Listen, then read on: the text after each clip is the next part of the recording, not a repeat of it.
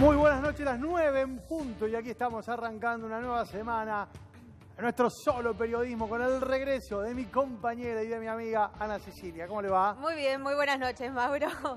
Cecilia, como diría.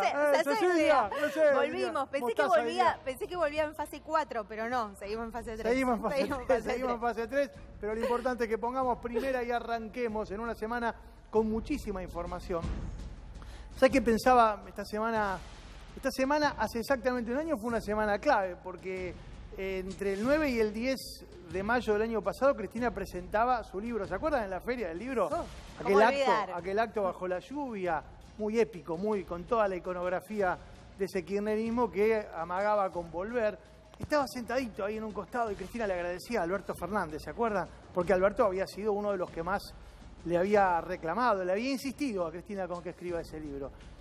Menos de una semana después, Cristina lo llamaba a Alberto. O sea, hace un año Cristina estaba pergeñando lo que sería el armado del Frente de Todos, en una jugada política que demostró finalmente con los resultados de la elección de octubre, primero de las PASO y luego de las elecciones de octubre, que la mente, la cabeza de esa mujer es evidentemente todavía una de las mentes políticas más brillantes que tiene la política argentina, justamente, armando lo que era la unidad de un peronismo en donde ella misma retrocedía 2 casilleros para permitirle al peronismo avanzar hacia una victoria que finalmente se construyó y logró que Alberto Fernández y la propia Cristina encabecen y ganen la elección de octubre. ¿A qué voy con todo esto? Que esa construcción de ese Frente de Todos requirió de una unidad del peronismo que entendió incluso la reincorporación de sectores que se habían alejado muy críticamente, como el Frente Renovador de Sergio Massa, como algunos gobernadores que habían tomado distancia. Pero claro, una cosa es la unidad para ganar una elección y otra cosa es la unidad para gobernar. Y de eso el peronismo sabe y mucho. Y para gobernar, esa unidad del peronismo aprendió a conseguirla con la historia de la mano de la construcción de un enemigo común. Lo hizo electoralmente, para los más memoriosos, si repasan un poco la historia, cuando en aquella elección del 46 buscó como antagonista a quien era el embajador norteamericano en la Argentina, Sproul Braden, con ese planteo hasta de campaña, en donde era Braden o Perón. Lo hizo durante el periodo en el cual el propio peronismo se transformó en neoliberal y necesitó construir a partir de ese enemigo que era el neoliberalismo a un adversario político que le permitió resurgir tras la década del 2000 con una Argentina devastada y en una reconstrucción de nuestro país. Y lo está haciendo ahora. ¿Y cuáles son esos enemigos?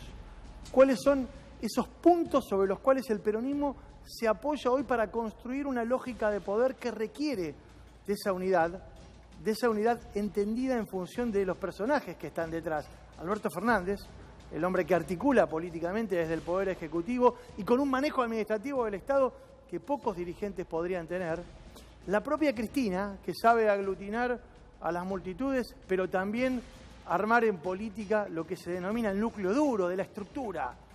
Ese núcleo que es el que maneja verdaderamente los resortes de un país.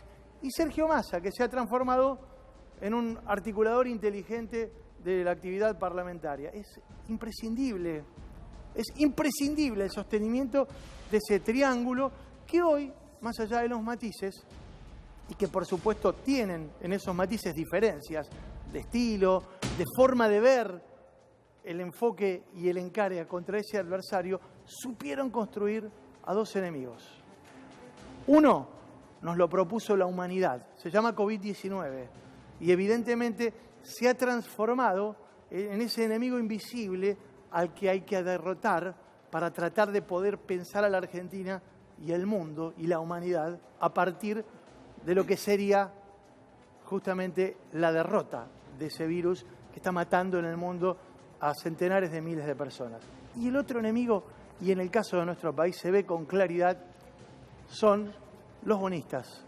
Fundamentalmente los bonistas externos, que hoy están dando una pelea contra la Argentina, que evidentemente va a tener consecuencias, pero que empezó con una propuesta que, de movida, los bonistas, por supuesto, como era de esperar, rechazaron, pero que deberá articularse fundamentalmente de aquí hasta el 22 de mayo en una estrategia que va a tener en Martín Guzmán y, por supuesto, en Alberto Fernández y en Cristina de Kirchner, a 3 alfiles fundamentales en esta pelea.